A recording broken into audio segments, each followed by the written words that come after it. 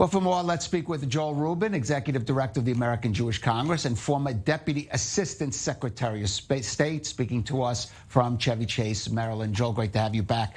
So Secretary Blinken and Defense Secretary Austin heading to the Gulf, as I said, to give thanks to some of those countries which allowed themselves to be used at the very least as transit points for some of the refugees, some of them perhaps planning to absorb them, but maybe also reassure them of America's security commitments in the wake of Afghanistan. But do those countries have reason to start doubting those commitments after what they saw took place in Kabul? Kolev, it's great to be with you. And Shanatova, I should mention as well. Look, these visits are critical for reassuring allies, absolutely. But as you point out, the allies stood by us, and the U.S. stood by these allies in this evacuation, as General Milley pointed out. It was the single largest evacuation ever conducted, and by air.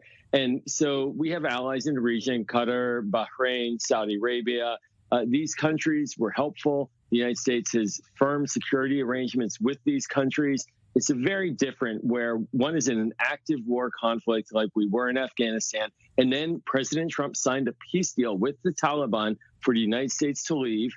That's very different from having bases in countries like Qatar or on the Korean Peninsula or in Japan, where those security guarantees have been long-lasting, and the ones in the Gulf have been as well for decades on end. So I don't think it's an identical situation, but certainly they do want to see an American face coming to the region to show appreciation and continued backing. All right, so not an identical situation. I think no one's suggesting that U.S. troops are pulling out of those bases, those big bases that they have in some of those Gulf states. But there is a particular issue which they are, or some of those countries certainly, and Israel included, are at odds with the Biden administration. Sure. That is on policy to Iran and renewing the Iran nuclear deal. And you have to wonder, in the wake of both what's happening in Iran at the moment with a new hardliner president and, as you said, the debt that America now owes those countries, if the Biden administration maybe is going to be a little more receptive to those messages of caution from the Gulf.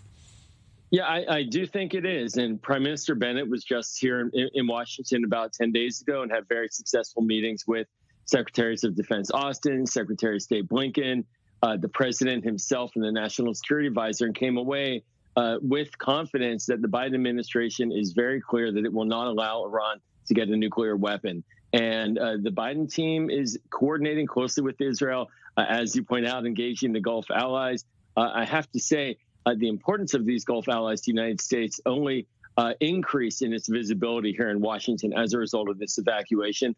And the Biden team doesn't take those relationships lightly. So there's a lot more coordination, and there is rising skepticism and concern about the nuclear negotiations because of Raisi, because of the delays, and just an uncertainty about whether or not there will actually be a deal. And so Prime Minister Bennett has talked about a plan B. President Biden, not so overtly, but certainly this engagement is very robust right now. Right. Now, Joel, you did serve a Democratic administration that also wanted to end the war in Afghanistan. We have to note it was President Trump, a Republican administration that negotiated this withdrawal. But now it's another Democratic administration that had to carry it out. And we saw, unfortunately, the chaotic scenes that developed. I mean, how much of that is end up, you think, impacting on the Biden administration? What kind of, do you see a lasting impact even going into the next election cycle? Yeah, you know, Kolev, I personally as well served at the State Department in the Bush administration, and I worked on the war in Afghanistan in the early days. It's very personal to watch this unfold, and it's very sad, and it's a humanitarian dynamic that your report pointed out to that we all have to be mindful of.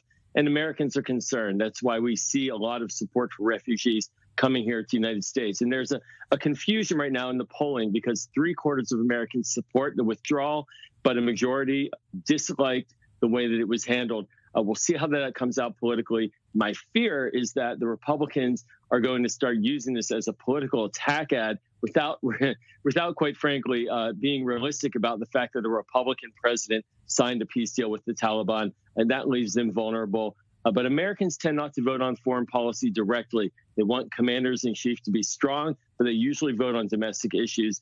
But still, this was popular to end our military participation in Afghanistan.